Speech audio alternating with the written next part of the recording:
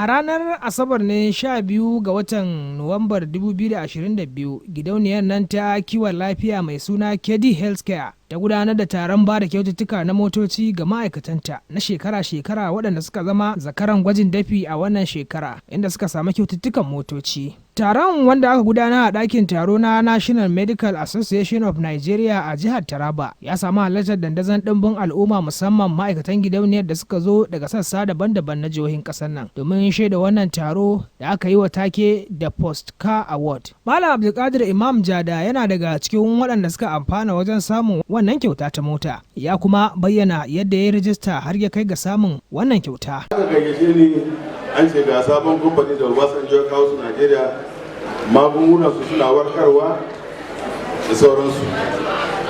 To jin magunguna suna warkarwa na shi to bari in je in saurara in ji me ake yi, kuma in magunguna suna amfani zan yi rijista don na san wanda ya rijista yadda ake sai mishi da magani daban da wanda bai rijista ba.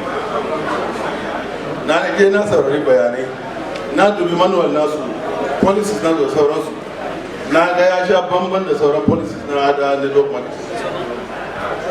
Na ga policies na KEDI a flexible, amma wasu network marketing policies nasu da too stingy.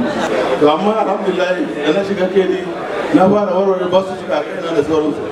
Har kafin in cika shekara 2 kamfani suka bani kyauta na mota, aka bani kudi 4.5, aka ce in sayi mota na ce to.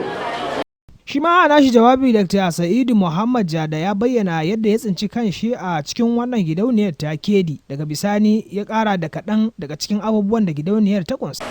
Na shiga KEDI December 2017 in precise, then na ɗan yi bacci kaɗan for good 1 year because of my nature of my work. Sannan after that muka gane akan cewa you can make this business as a career. Na dawo in full force a 2018. A 2018 I was a staff consultant. Then from there na yi raising kaina har zuwa star 8 consultant a 2021. KEDI Health Care na shige ta saboda rashin lafiya. KEDI products is our strength. KEDI products suna aiki. KEDI product za ka iya touching mutane daban-daban da wannan KEDI product in Allah ya za su samu waraka.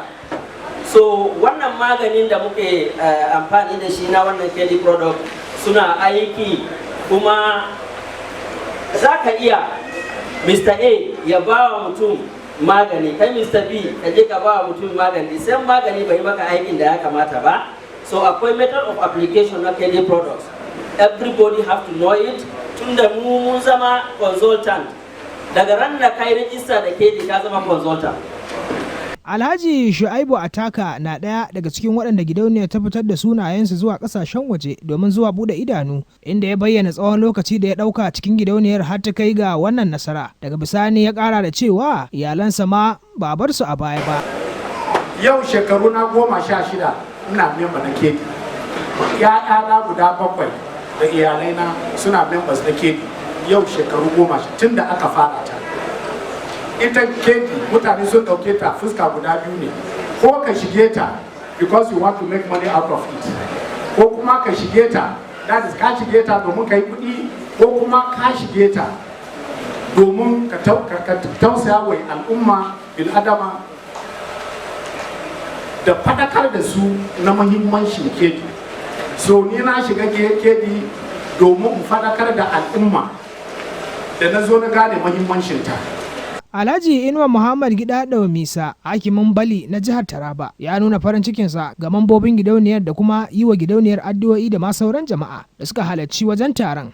Wakilan KEDI namu na nan jihar Taraba, manyan jami'an da suka halarta suna mana barka da wasa. Ma'aikatan gidauniyar dai sun ba da takaitaccen shigowarsu gidauniyar, inda suka buƙaci sauran jama'a da su tabbatar sun shigo gidauniyar domin magance matsaloli da dama. Waɗanda sunayensu suka fito a jerin waɗanda suka samu motoci da masu fita ƙasar waje sun haɗa da Abdulrahman Abdullahi, Mariya Habila, Muhammad Dodo, Muhammad Isa Gembu, Farfesa Sa'idu Adamu. Ƙarshen rahoton kenan. Abubakar Ibrahim, Waniltu Media.